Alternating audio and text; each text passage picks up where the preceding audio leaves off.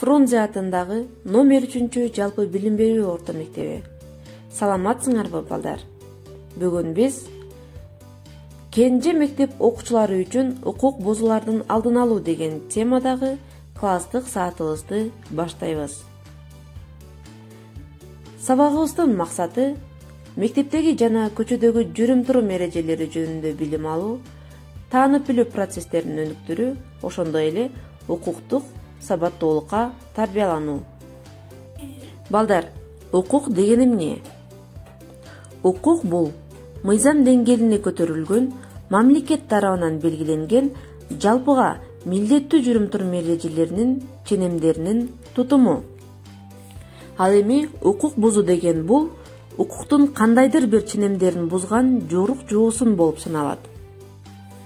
Укук бузуунун төмөндөгүдөй түрлөрү бар. Биринчи, бирөөнүн мүлкүнө же буюмуна зыян келтирүү.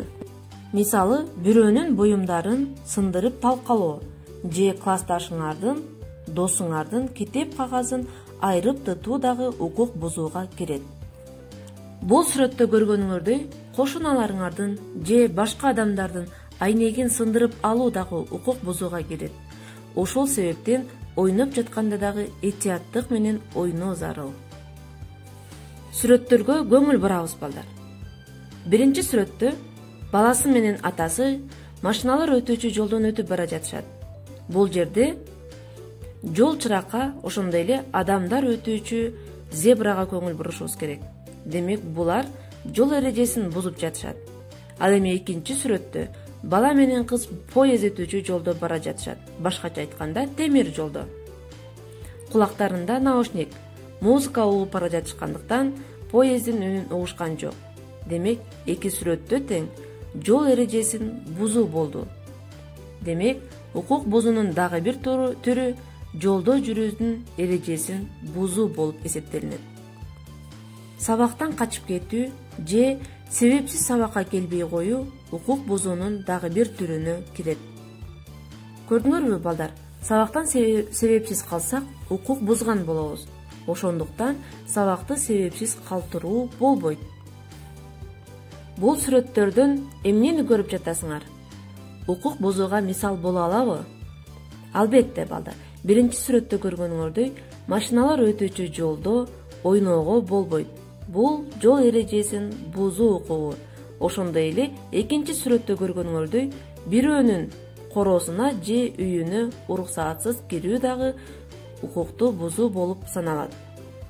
Коомдук жайларда, көчөдө, мектепте бирөө менен мушташуу же бирөөнүн мүлкүн ордоо, телефонун, акчасын жана башка буюмдарын ордоо укуктук эрежени активдүү бузууга кирет. Ал эми окуучунун сабакка барбай коюшу, үй тапшырмасын аткарбай койгондугу, жоопкерчиликтен качуу аркылуу укукту пассивдүү бузуу катары кирет. Кымбаттуу окуучуларым, силер эрежени сактап, эрежени аткарып, өзүңөрдүн жакшы жүрүм-турум эрежеңер менен мектепти, мугалимди, ошондой эле классташтарыңарды сыйлап, укукту бузбай, акылдуу, жакшы балдардан болосуңар деп терең ишенем. Келечекте жакшы адам болууну каалаган ар бир өспүрүм өзүнүн рухий дүйнөсүн байытууга аракет жасашы абзел. Көркөм адабияттарды көп окуп, маданият менен искусствонун жетишкендиктери менен таанышып, ар кандай кружокторго, спортко катышып туруу адамдын руханий деңгээлин көтөрүп, жаман жорук жоосундарга жол бербейт. Демек балдар, жаман, терс, жорук жоосундардан алыс болуп, көп окуп, тартиптүү болууга аракет кылабыз.